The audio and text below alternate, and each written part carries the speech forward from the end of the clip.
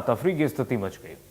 बढ़ेंगे आगे। भोपाल में मोहन कैबिनेट की बैठक संपन्न हुई है, जिसमें कई महत्वपूर्ण प्रस्तावों को हरी झंडी मिली है। डिप्टी सीएम राजेंद्र शुक्ला ने कैबिनेट के फैसलों की जानकारी दी है। बैठक में लाडली बहना योजना के तहत अब तक 44,900 करोड़ से अधिक राशि देने की जानकारी दी गई है। अनाथ बच्चों को सरकार 4-4 हजार रुपए देगी, जिससे 33,346 बच्चों को लाभ मिलेगा। कैबिनेट ने 1022 करोड़ की मंजूरी दी है। आगर मालवा जिले में विधिक सेवा प्राधिकरण के लिए नवीन पदों को स्वीकृति मिली है, जिससे 59 करोड़ का भार आएगा। 12 जिलों में आयुष चिकित्सालय की स्वीकृति भी दी गई है।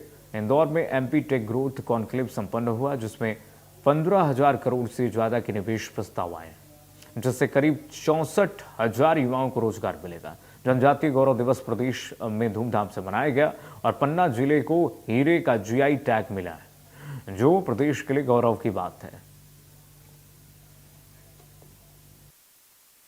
13 नवंबर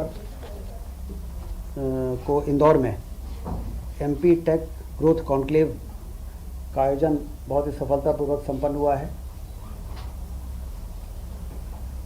स्पेस टेक नीति 2025 के मसौदे का भी अनावरण इसी कॉन्क्लेव में हुआ है, जिसमें IT, drone, aerospace, semiconductor, Raksha, EV, manufacturing इत्यादि क्षेत्रों में निवेश और भूमि आवंटन नीति प्रोत्साहन इत्यादि पर बहुत ही विस्तार से चर्चा हुई है।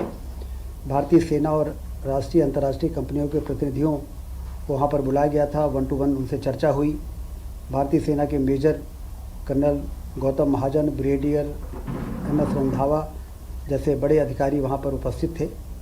कॉन्क्लेव में निवेश और उद्योग संवर्धन के लिए 9 कंपनियों को भूमि आवंटन के लिए आशय पत्र भी जारी किए गए हैं। इस कॉन्क्लेव की समस्त गतिविधियों से 15,996 करोड़ रुपए का निवेश एवं लगभग 64,085 रोजगार के सृजन का मार्ग प्रशस्त होगा। योजना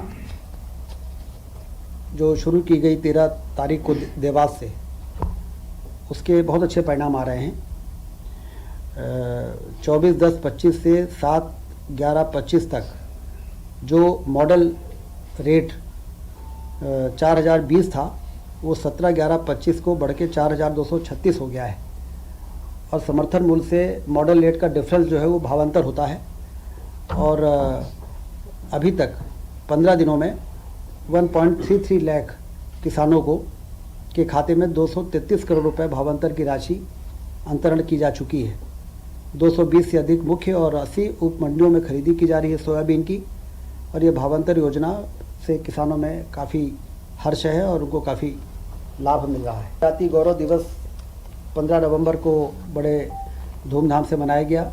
जबलपुर में जो सबसे प्रमुख कार्यक्रम था पूरे प्रदेश का, उसमें वर्चुअल माध्यम से प्रधानमंत्री जी जुड़े और उन्होंने संबोधित किया।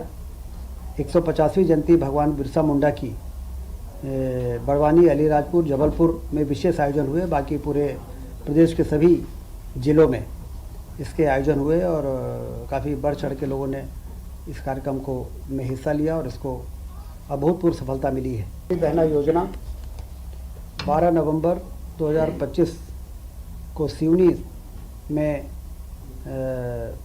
1,500 रुपये, 250 रुपये अलग से जोड़ के 1,500 रुपये अब हर महीने लाडली बहनाओं को ये राशि अंतरित की जा रही है। जैसा कि आप जानते हैं कि जून 23 में इस योजना की शुरुआत हुई, तब से अक्टूबर 25 तक बहनों को 44,900 करोड़ से अधिक की राशि का अंतरण किया जा सका है। इससे आर्थिक रूप से बहनें सशक्त हुई हैं, उनका आत्मविश्वास बढ़ा है और वो अपने बच्चों के, अपने परिवार के देखभाल में, उनके स्वास्थ्य के संबंध में ज़्यादा अधिक सक्षम हुई हैं। आज मुख्यमंत्री जी ने विशेष तौर से ये निर्देश दिया है कि इस राशि के अंतरण के साथ साथ उनको लंबे समय तक कैसे हम सक्षम बना सकते हैं, उनको रोजगार कैसे जोड़ सकते हैं, इसकी भी योजना संबंधित विभाग बनाए। बहुत ही महत्वपूर्ण निर्णय हुआ है। मिशन वात्सल्य योजना अंतर्गत गैर संस्थागत सेवा यथा स्पॉन्सरशिप, फॉस्टर केयर और आफ्टर केयर जो बच्चे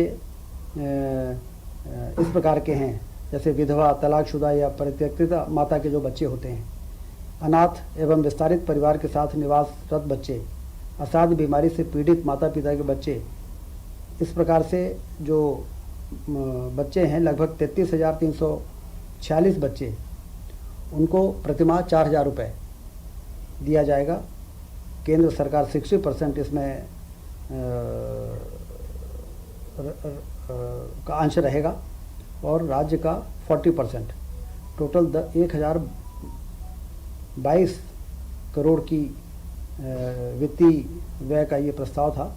इसको आज कैबिनेट ने मंजूरी दी है। इसके 12 जिलों में 50 बिस्तरी आयुष चिकित्सालय एवं बड़वानी के 30 बिस्तरी आयुष चिकित्सालय के संचालन के लिए नवीन पदों का सृजन किया गया है। ये बहुत ही महत्वपूर्ण निर्णय हुआ है।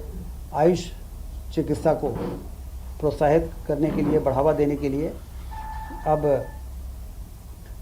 भोपाल, इंदौर, नरसिंहपुर, मंडलेश्वर, बालाघाट, गुना, भिंड, सीहोर, पन्ना, श्योपुर, अमरकंटक, सुजालपुर में 50 बिस्तर के आयुष चिकित्सालय बनाए जाएंगे और बड़वानी के 30 बिस्तरी आयुष चिकित्सालय के संचालन के लिए 373 नवीन पदों का सृजन किया गया है। इसके साथ ही 806 मानव संसाधन सेवाएं ऑन कॉल हेतु स्वीकृत की गई हैं। इन 373 नियमित पदों पर वार्षिक व्यय आएगा 25 करोड़ 57 लाख रुपए और 806 जो मानव सेवाओं का प्रबंधन भारत सरकार के राष्ट्रीय राष्ट्रपति द्रौपदी मुर्मू ने बालोद जिले को 2 करोड़ की प्रोत्साहन राशि और प्रशस्ति पत्र देकर